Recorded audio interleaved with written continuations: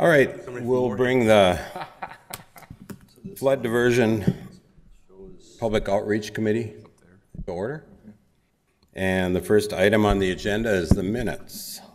Do we have a motion to approve the minutes from the last meeting? Move approval. Do we have a second? Second. Okay, we have a motion and a second. Any other discussion? All in favor say aye. Aye. Opposed, same sign. Motion carried. Item 2 is North Dakota legislative update and tracking. Rocky. Hi. Yep. Okay, good. It's on. I'm Rocky Schneider with AE2S, for the record. Legislative tracking, there's a number of things in your packet that have been put together over the last maybe week or two. We've been spending a lot of time with the House Appropriations Committee. John Shockley in particular has been sort of the lead testifier down in Bismarck before them, and they've asked a lot of questions and follow-up questions about a number of different topics, and so we wanted to share with you, Commissioner Sherling shared with the board as well, a number of documents talking about Minnesota permitting, federal funding, what's our work plan for the next biennium, what have we spent the money on. So there's some good documents in there. I thought it would be helpful because they're probably commonly asked questions, and so there's some good resource material in there and some good work that went into that. But as far as tracking, we're really, at this point, looking at 4 different bills that have had some action since last time. So the funding bill that we've been doing all this work on is 2020. That's still in the House Appropriations, E&E division. We expect that, I'm hearing probably by Monday, that it'll be voted out of there in some capacity. We're still working with them to try to get to our requested funding amount. We're still a little bit short. They're still looking at what the Senate gave them. They haven't made a lot of changes yet, but they're considering different things. But in addition to that, there was another bill, 2275. That was the financing bill. That unfortunately didn't pass on the House side. And there's been a couple efforts to look at how do you get that long-term infrastructure loan program into another bill. 2020 was considering an amendment that would put it into that. They talked about it yesterday, and I think the Bank of North Dakota had to make some tweaks on it, and we're going to bring it back. So we're still hopeful that shows up in a different form, in a different bill somewhere, if it's 2020 or if it's on another Senate bill or whatever. So that's, nothing's dead until the end of session, really. 2 other sort of procedural bills that I wanted to update you on. One is 1302. This is a bill we've been working on that sort of dictated how you had to resell land that was once acquired by eminent domain. Originally, it was pretty administration heavy for a pretty rare example. You know, if you acquired eminent domain and 50 years down the road, you had to resell it for some purpose. It wasn't needed for the same purpose anymore. You had to offer it to the original landowner or their heirs. And there was no sort of timetable on this, so you can see after a couple generations how it can get a little confusing administratively to keep track of that. Anyways, it got changed over time, and eventually it got voted down just yesterday, finally. And so could show up somewhere else again, but the bill sort of went down. The other only outstanding, I'd say, procedural type bill is 1207. And this is a bill that talks about awarding legal fees to in land acquisition cases. We've had a couple cases where the legal fees that were awarded were several times what the land was actually worth. And so, you know, if that becomes the standard, you know, if you win or lose, you still have to pay them. In this case, we had won the lawsuit, but still had to pay the fees. That's sort of a budget breaker and tough to budget for when you don't know. So this sort of doesn't prevent that. It just puts guidelines in place that if you win, you don't pay. If you win by so much, you pay so much. And so they're working on new language for it that will be easier to plan for and budget accordingly.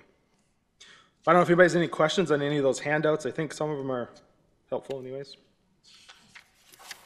So the first one in there at page 2 is, this is what we've called sort of our work plan in a very simple format. You know, we have a lot of information, maybe too much information too many times when we go to talk to them, but they want it on one sheet. What have you spent the money on, and what are you going to spend the money on?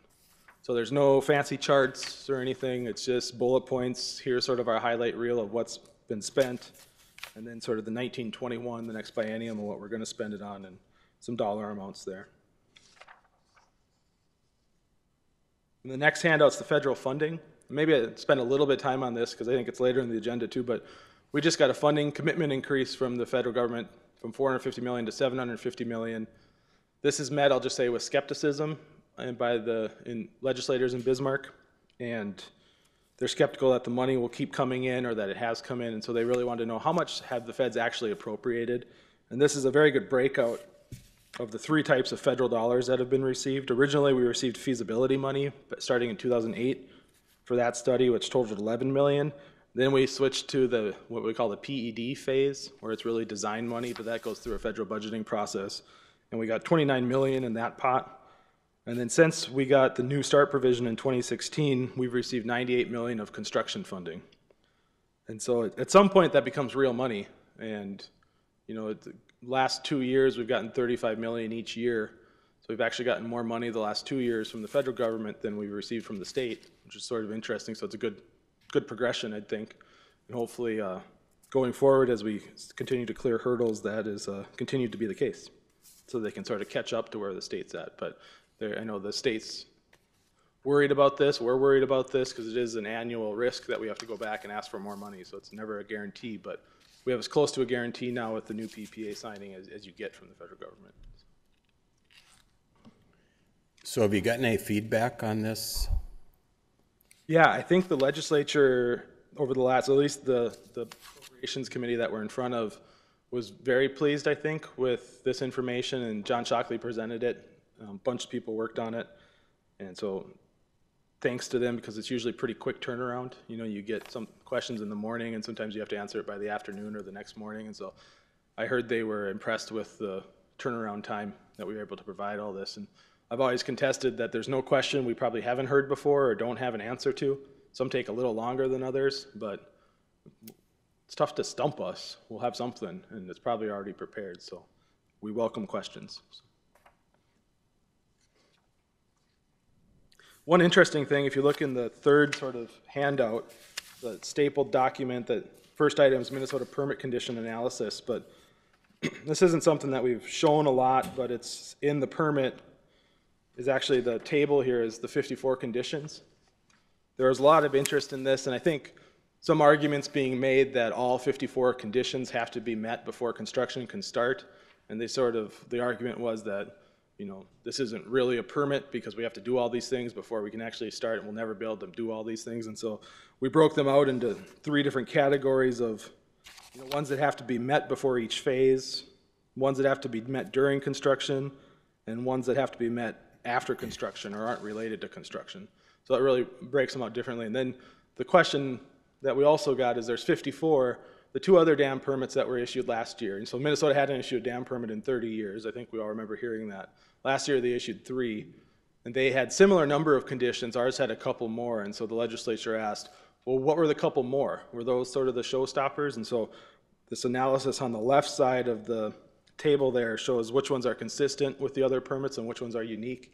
And what we found is roughly half and half are, you know, exactly the same as the other ones, and then there's half that are unique to the, you know, geographic area or the environmental impacts that we have or whatever the case is. So just normal course of action, but Rocky, good breakdown. I noticed the Otter Tail project, and we're supposed to put money towards that. Can anybody explain what that project is? Yeah. I know, Greg, do you know that better than I do?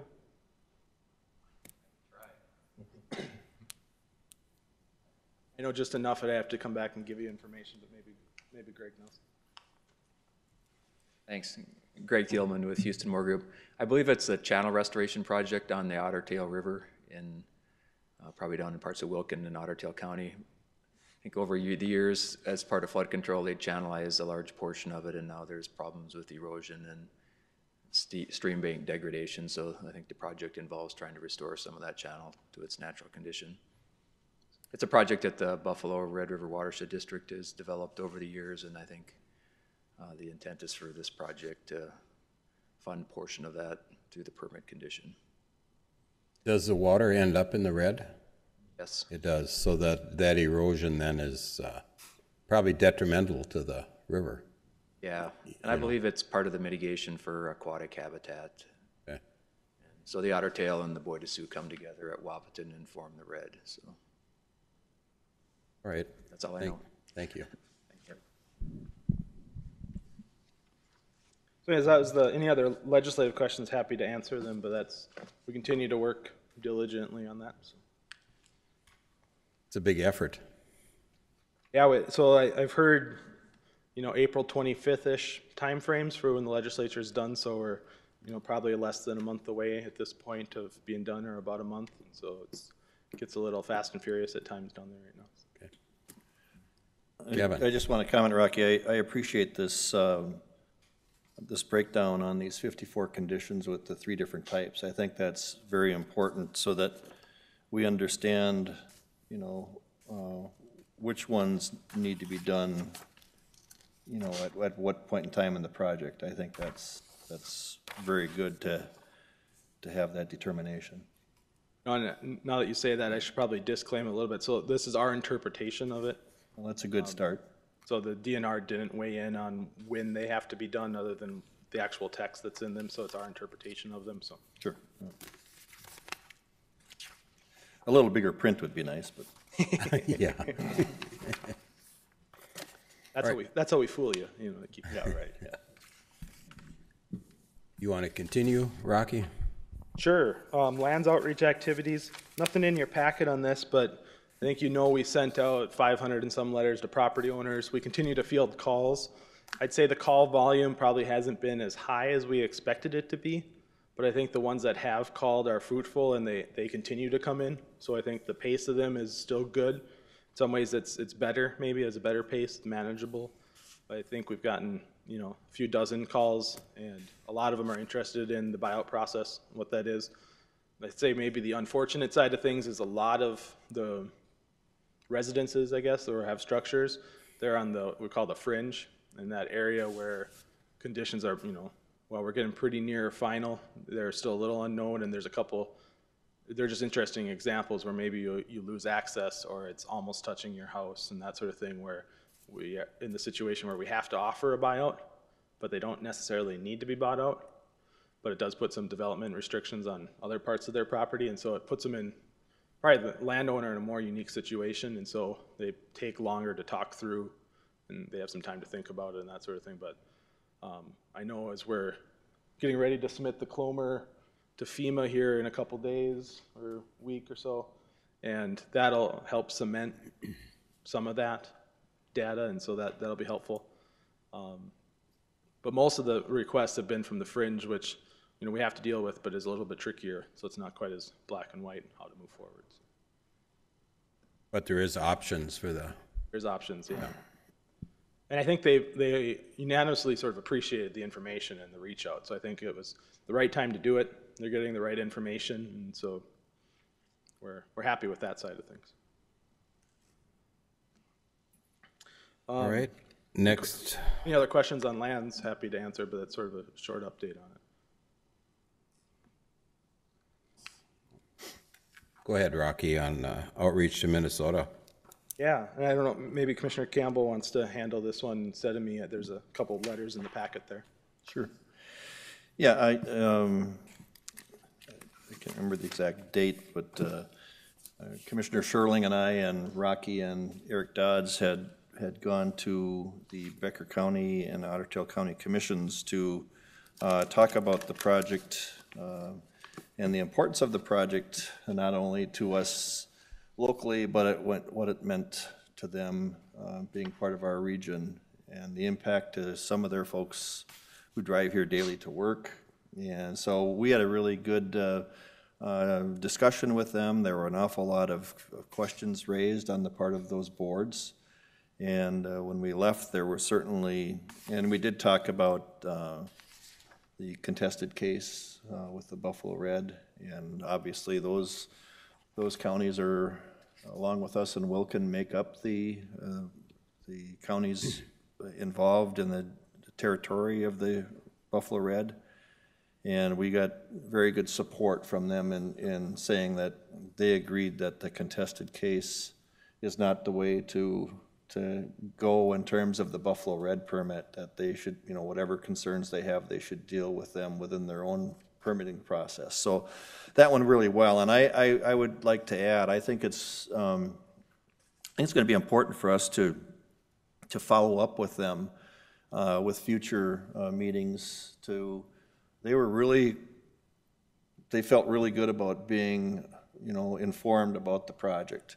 And as it moves on and as we get into, another $2.2 billion being spent here in this economy, that's going to also have impacts to those counties as well. We're probably going to have people moving here to work on this project, and that's going to also influence and possibly help their economic conditions as well there. So I think it's going to be important for us to make sure that we, in the future, and Mary, that's something that even to the course of the year, we can maybe go see them again and give them progress updates on this project. So I think it went very well. I'm glad we did it. I think it's really been helpful. So. Yeah, there was a couple great support letters here for the project. Yeah, to me, the interesting takeaway, I think, from being on, and working with this committee for so long is we always wonder, who should we talk to and who not to talk to? I mean, you can't go everywhere. So where is sort of the project boundary that we want to make sure and, touch base with? And probably not that long ago where we would thought, why would we go to Becker or Otter Tail County? It just wouldn't have been in our sort of perspective. But then the Buffalo Red situation, obviously, you said, oh, they're part of the same watershed. That makes perfect sense. And when we went there, yeah, they were, long, over an hour each of lots of questions and everything. And so they're just interested in information. It's kind of interesting. So I think Commissioner Sherling asked on the way back on that road trip, sort of, where should we be at that we're not? Sort of we need to maybe think outside the box. Okay, we do these same things every time, but where should we be talking to, or who should we be talking to? Yeah, I think it was great, and I'd like to thank Commissioner Campbell, Ms. Sherling, and Rocky for doing this. And I'd maybe just like to add that not only just these boards, but I think it's important to also maybe reach out to some of the state legislators that represent these areas as well. Because you're spot on, there's a huge economic impact to these counties.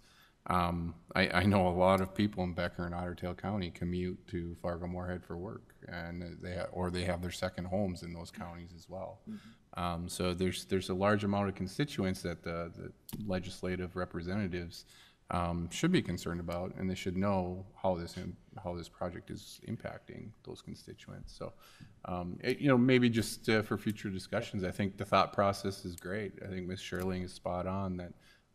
We can think outside the box a little bit here because this project has far-reaching implications for our area. So, thank you very much. I always tell people my favorite public meeting that we've had on the diversion project was in Argusville for sort of the same purpose as we think of them outside the project area, but they're not that far out of the project area, and I don't think they have that same perspective. And remember, we went up there, and there's just a lot of emotion and energy, and questions about the project, and by the end, it was sort of the barometer went from over here to way over here. I've never seen a room change that much at a meeting. So, good. Yeah, and I think, Rocky, just even around here, there's a lot of people that still don't understand the project. And so when you're talking about getting kind of outside of where the traditional influence of this project has been, you're even going to have more ambiguity. So I think it's great that we're going to some of those places and providing accurate information to those folks. So. Well, if anybody thinks of a group or somebody we should be talking to, this is the place to let us know, and we can pass it on and put something together to make sure that we keep everyone informed. And just one last, it was clear amongst every commissioner that was at both of those meetings, they were very clearly interested and had questions about this project, and I think all of them really understood that this is far more than impacts to the Fargo-Moorhead area, and the significance of the project is to surrounding areas. And I was quite impressed with my fellow commissioners from different counties asking the questions they did and recognizing the need. I think it gets beyond the politics about individual little impacts, but what it does overall. And couldn't have been more pleased with how that turned out, so.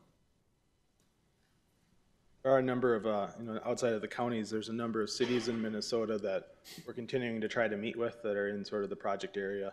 And, we've had our challenges trying to set up those meetings, and on the North Dakota side for that matter, but we continue to reach out and try, because I think, as we saw, you open up a dialogue, Kevin's not there strong-arming anybody, it's just there to answer questions and talk, and that's how you move to the next step, so.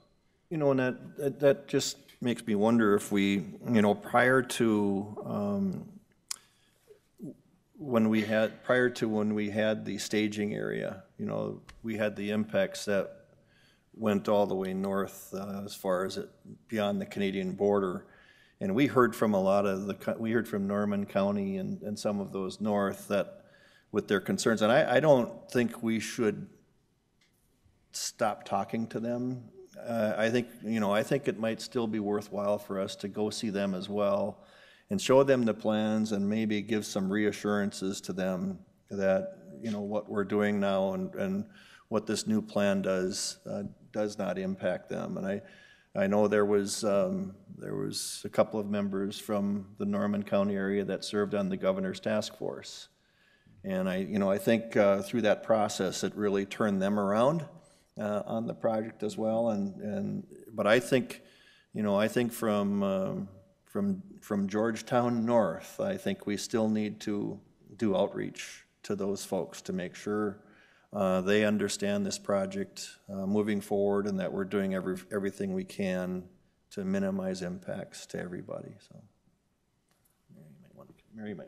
Good insight, Mary.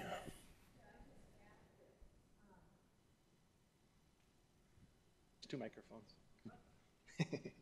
Or Commissioner Sherling. Thank you.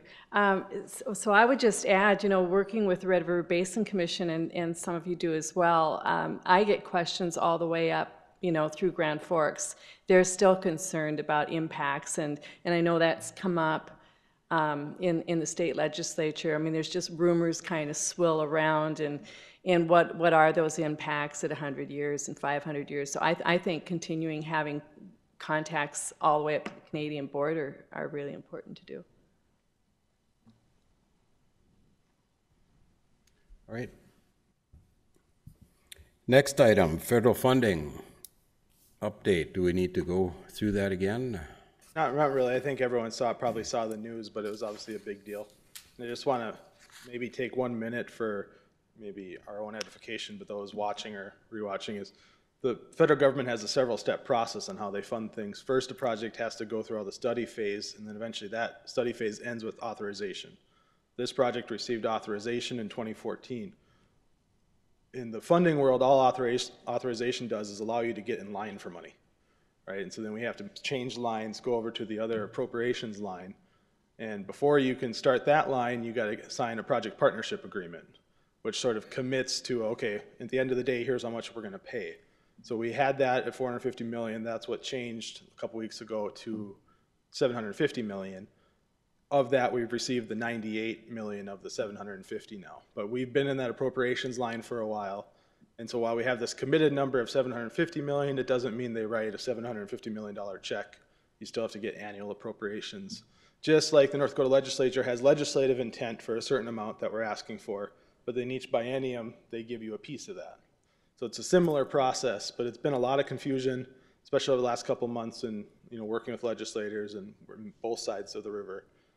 How does each entity fund things? And so it's same in Minnesota. You fund things every 2 sessions, through the bonding cycle most of the time. And so that's been a sort of a tricky thing to explain as well, and gets a lot of confusion. And in some ways, when you do things differently, there's a sort of a natural distrust of a different process if you're not used to it. And so that's been a challenge as well, but maybe just make sure everybody understands how that works so that we can understand each other's differences, I guess.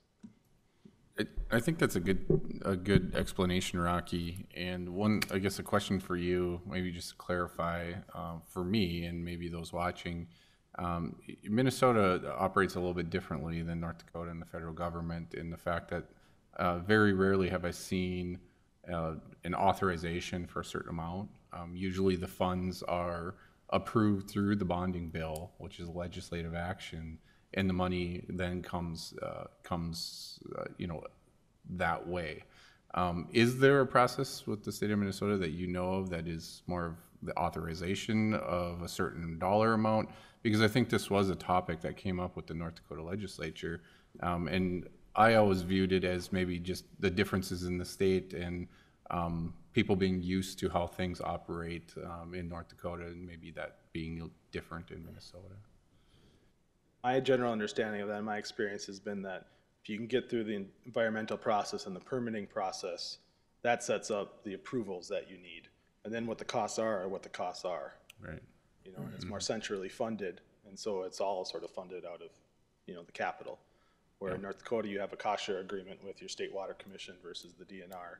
There's not that, there is, but not to the same level in Minnesota side. It's, so once you get through the permitting process, the state's sort of agreeing, here's the cost of what you need. So Right. probably different on our project where there's 2 states involved, and obviously everything's more complicated. But So I think that message just needs to be clear that, you know, we fully intend to discuss the Minnesota cost share for this project with the legislature, but that it's going to happen over the course of a couple of different legislative sessions, and that it's very difficult, if not impossible. I don't know if there's a legislative process to basically lock in our cost share percentage, but you know, we're fully committed to continuing to work with the legislature to acquire that Minnesota cost share percentage. So that's something we could explore more to show how the different, you know, 3 different funding systems work differently, but similar. Maybe Commissioner Campbell, you know. Yeah,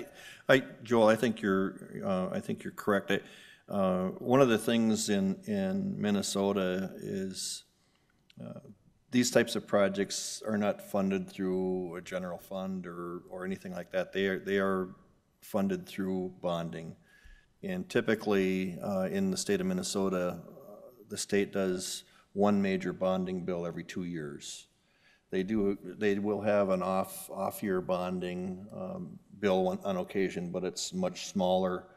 And I think if for the folks that might be watching are concerned about what we've done, you know, I think there's, when we have the $39 million bill that's in there right now, that would finish all the in-town work.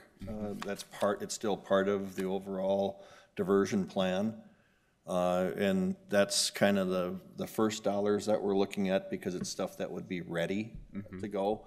And I think in one thing in Minnesota, they're probably not going to be putting any money into bonding that if it's not going to be close to ready with the amount of requests that they get. They're probably looking for something that's shovel ready, so to speak. That's exactly right.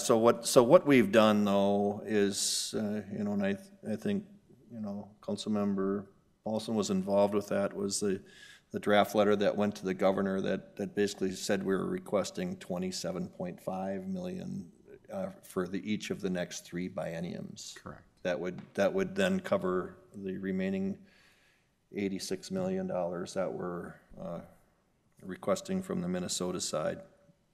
And I would like to add that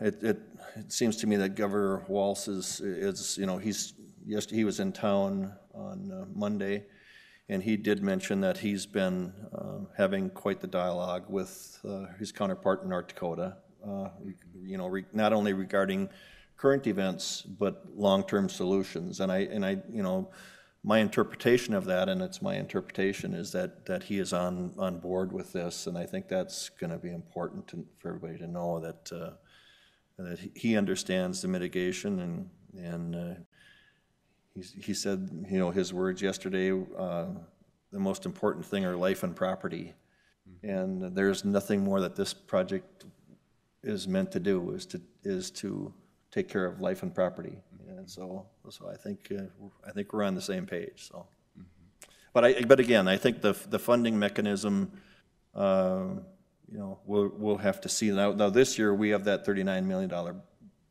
request in. This is not a bonding year, so but we'll see if we can get a portion of that maybe this year. But our efforts will continue. So.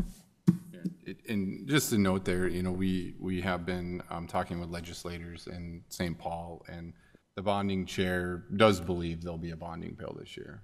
May not be the large one, but there'll be one. So there's a number of other projects that we're keeping an eye on for Moorhead and Clay County, in addition to the money for the that we do have pretty high hopes that the bill will pass. Good. Maybe one other thing on federal funding, because there's been some confusion. So the other part of the budget process, and so is the president introduces a budget, just like the states, the governor does, but then they have to go through Congress, and it's very oftentimes Congress or legislators change the budget, sometimes drastically, and so we've never been named in a president's budget for construction. We were for some PED funds earlier on in the project.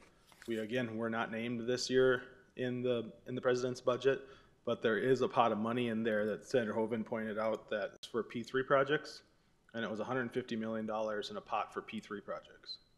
There's a couple P3 projects working their way through the system right now, but there's only one that's been through the system and has been approved. And so it's, you know, still has to get through Congress, but. So question, the border wall funding, are we in jeopardy of losing any funds for this project to that? You know, there's probably a lot of answers to that. I think there was an article in the paper where at least 2 of our delegation said no. So I'm gonna go with what they said. Okay. Yeah, and I think I've heard that as well. Mr. Olson, is that when I was in Washington, we asked Mr. Hoven about that same situation. Mr. Hoven said, no, it should not affect funding for the diversion project. Okay, good.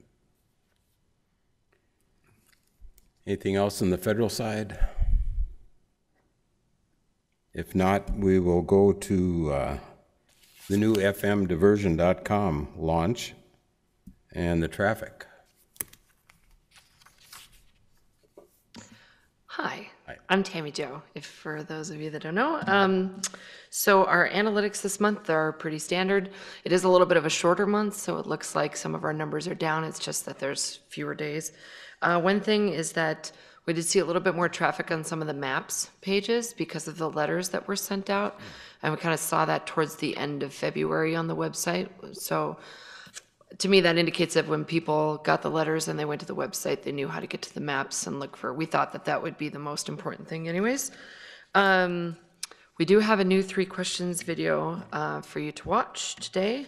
And February, we were a little bit quiet on Twitter, and it was kind of an interesting month, but we've really ramped up the Twitter feed in the past few weeks because we've had some pretty big events happening with the PPA signing and things like that. So I wouldn't be surprised if when you look at the March analytics, they'll look a lot different. So, retry, okay, hang on. Sorry.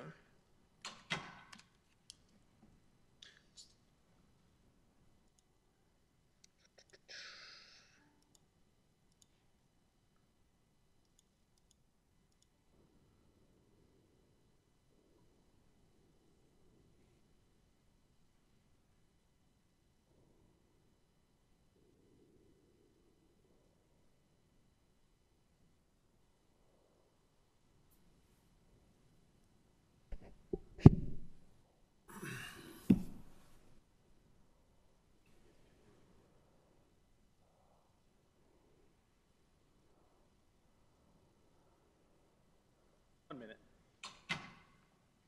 Playing out of here.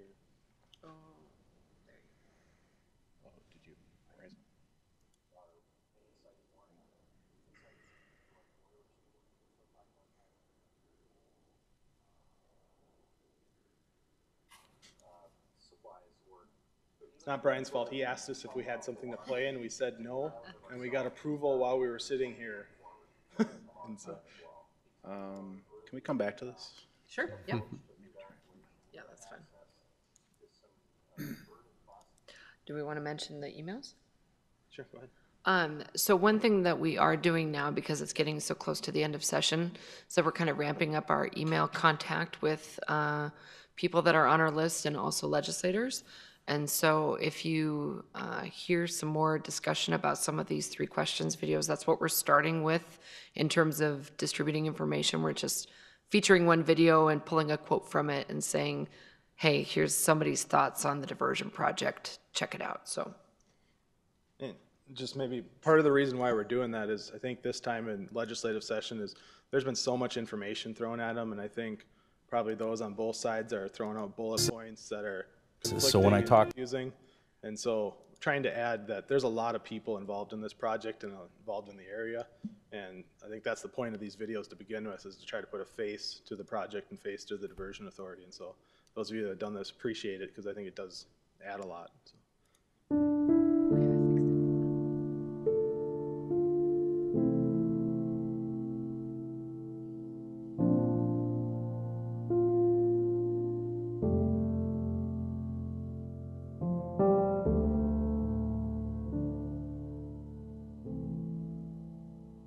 but until that period of about a week to 10 days where it really escalated, you couldn't believe that this was a reality. In our building, which predominantly at risk was our main site in Moorhead, it's everything. Do our boilers still work? Because we're still talking about a time of the year that's very cold. As important, do your sewer and water supplies work? So even if we could have held off the water, to be an island of ourselves is not a good plan going forward for any amount of time as well. Because of our early approach to the evacuation, we had access to some converted buses into ambulance. So when I talk about the folks who can't be transferred even in a wheelchair, need to be on a stretcher, these became the most important asset that we had in transportation. When the hospitals decided to move, I can tell you, I don't think we would have had access to those. So that is really the fear I have going forward, is there isn't enough of those assets. In the case of some of our senior housing and assisted living residents, they went home with families for an extended period of time. And so what was hopeful was 3 or 4 days became 10 days plus. And so I would say that beyond our residents, it tested many people who not only had their own issues and the things that going on in the community, but then had their loved ones who normally reside with us as house guests as well.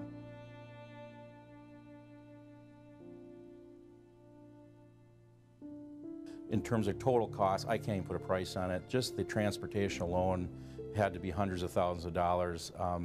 For the state of Minnesota, I'm sure well into the millions in terms of total costs.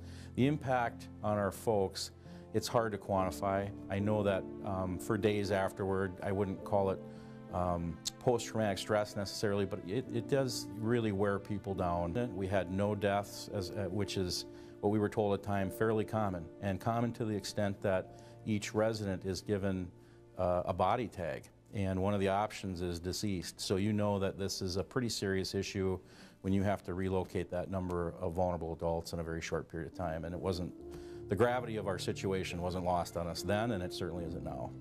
Because even for a period of 8 to 10 days, people really get nervous. Am I going to be able to come home?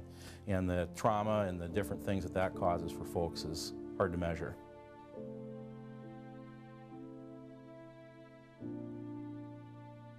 Flood protection, it means a sense of comfort, not only for those of us that live in the community, live in our communities, but who work here as well. And not having to continually, every spring, look over your shoulder. Are we going to have a slow thaw this year? How much snowpack do we have? Are we going to get a spring rain that's going to create problems we didn't see coming? And so, even on the years where you don't think you're going to have a problem, it's always something in the back of people's minds. I would say, as much as I commend all of the work that's been done, particularly on the Moorhead side, I think everybody in the community feels strongly that we need something more permanent. I've never pretended to understand the math. What I can understand is that from a metropolitan area and the assets and the infrastructure that we have here, that number doesn't seem to be that harrowing to me when you think about protecting what is Fargo-Moorhead. Anybody that lived through '09 knows why it needs to happen. But it's such a necessity to make sure that we've protected the greater good that's at play here. And if we can do that and try to meet the needs of the folks that we're impacting upstream, I think we'll find a happy place to be with this. But certainly the rural areas are the fabric of what makes up Fargo-Moorhead. I mean, anybody that runs a company knows that you do a lot of things you don't like doing because it's for the greater good. And yeah, it's expensive. Yes, there's folks that are going to be on the wrong end of it. None of those things can be avoided, but it's still the right thing to do.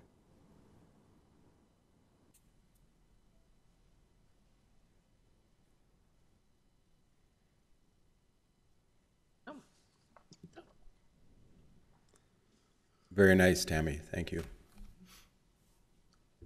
So as the last item, I'm always curious in what you're hearing out there, other ideas. I'm hearing a lot of there isn't going to be a flood. Should come see my backyard. Yeah. Yeah. Yeah, there's a lot of snow piled up yet, and there's a lot of white out on the ground, out my way. It's all white yet, just very little black showing. So you just don't know what's underneath that. But there's a lot of people saying, you know, without rain, it probably won't be a huge event. That's what I'm hearing. Don't necessarily know if I agree with that 100%, but I don't think I see the amount of water that we saw back in '09, and definitely in '97. Just we're not quite seeing what we saw then. And I don't know if it's because this first snow was drier. I think that maybe had something to do with it. And then the last almost 10 days, and then looking into the future another week, it looks pretty dry. So that's really advantageous for, you know, what this snow melt. But certainly the response by the cities and the county and the counties were necessary to prepare for, you know, nobody knows if it's going to rain. Nobody knows how fast it's going to melt. So they were spot on as far as I was concerned with their preparation and what's going on now. Kevin. Roger, you know, I have to be here for lands management, so we have another little bit of time. So I have to be here anyway. So that reminds me of a little story that I'd like to tell, and it has to do with why we can't really depend on whether this flood is a bad one or not, because it's not about this one. In 1997, I was the chair of the Oprah Town Board, and we had some significant flooding going on. And I saw loss of life, loss of homes, and in the end, I lobbied for legislation in the state of Minnesota to get permanent flood protection for that area. During that process, I had one of my very own neighbors came up to me and said, "Campbell, you're pushing for bad legislation. We don't need this. We'll never see a flood like this again." This was in 1997, and the river crested, I believe, at 39.8 feet, I think it was. In 2009, I was in this person's backyard building a 6-foot-high levee. I don't know that I really need to say much more than that, but that person still came up to me and said, "Campbell, don't you dare say a word." I said, I really don't need to. But so, you know, we need to protect from the flood will be harmful. You know, I remind people, you know, in the 2009 flood, you know, we had a very similar event happen where we had, as 97, where we had that cold period that came in and froze everything up. Like 97, I think that really helped us. You think about, you turn that around, and I liken it to what happened in Minot. Minot didn't get a snowstorm and an ice storm that froze things up. They got a rainstorm. And the difference was they saw devastation, and what they referred to it was the storm of the century or what have you. And we want to be ready for that, and we need to be ready for that. You know, I think, you know, a 1-inch region-wide rain, if I remember right, when I was working on these floods and when things were going on, in the flood of '09, I was asking, well, what if we got a 2-inch rain right now? And where we're at, and what the technical people told me back at that time, a 2-inch region-wide rain can add 2 feet of water to the river.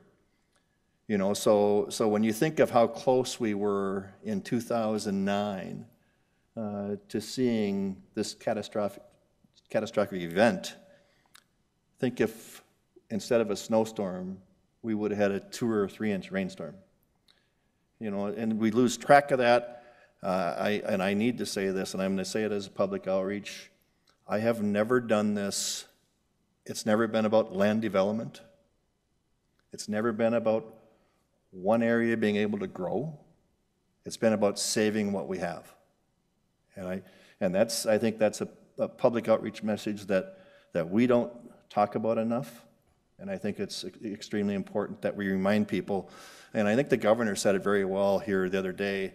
You know, we have the denominator is we have $20 billion worth of things to protect here, you know, as opposed to this little cost that's up here in comparison. So I wanted to keep you all for a little while. So Thank you, Kevin.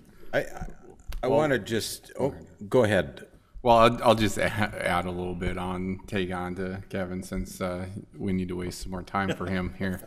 But, you know, I think that's a great story, Kevin, and I appreciate you sharing it. And I'm hearing some of the same things as you, Mr. Olson, as far as, well, there's not going to be any flooding because it was dry last fall. There's not going to be that much flooding because, you know, look out your back door, the river's hardly come up. And I think one thing that, you know, a lot of people miss is that, you know, a flood event is comprised of all kinds of different variables. The National Weather Service looks at all kinds of different variables, trying to predict the crest and where that might come in. And that's the reason why we have a probability outlook, and it really extends from like a 34 foot all the way up to 42 foot. It all depends on how those variables come into play.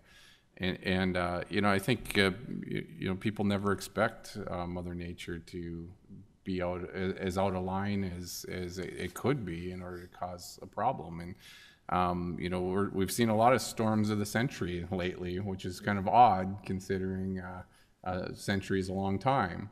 And folks in Nebraska and Kansas right now are experiencing flooding events like they've never seen. Levees that were designed to protect to a 100-year level are overtopped, and communities are lost. And that whole thought that could happen here is very real. And it might not happen this year, or it might not happen next year, but at some point we'll be faced with variables that are going to be very difficult for us. And like Kevin said, if we're not prepared, and if we don't have the infrastructure to fight something like that, it could be devastating. And, you know, not to you know, strike fear in people's hearts, but I just think we all need to get that message out that the risk is very real. We live in an area that the topography is ripe for flooding, and we need to have those plans in place to deal with it. And we've come a long way in the last decade. One thing that Jake Gus said as we were walking up the riverine sidewalk out there is he looked at the flood wall, and Jake's got a lot of experience with testing flood infrastructure. He said, well, I guess we'll see if those walls hold this year. You know, and I mean, it's a concern. You're never really safe until you know that it works, and I think our engineers are confident.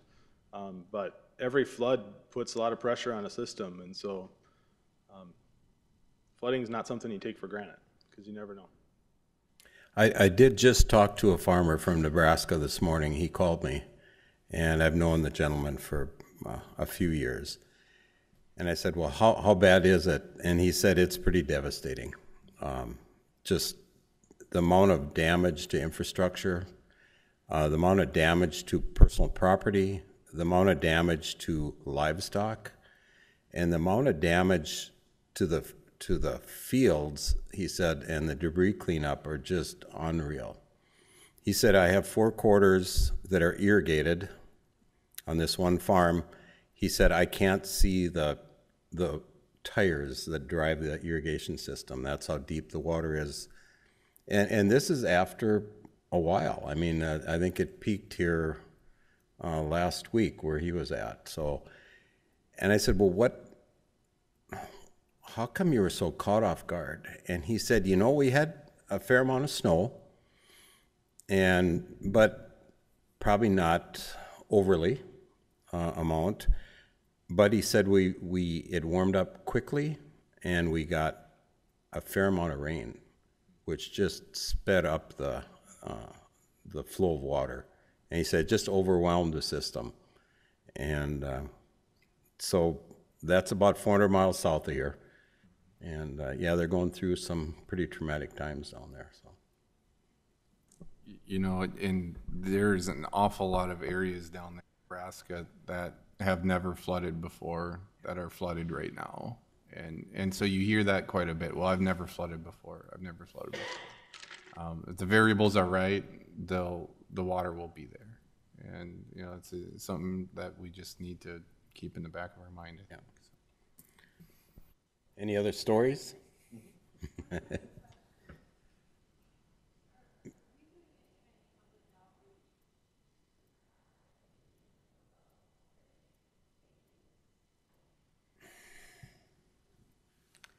I know, so Fargo has a couple public meetings.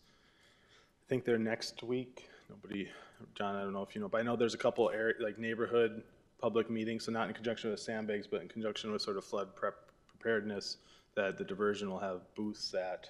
We've done that in past flood neighborhood meetings as well, just to provide information. And so I know we're doing that.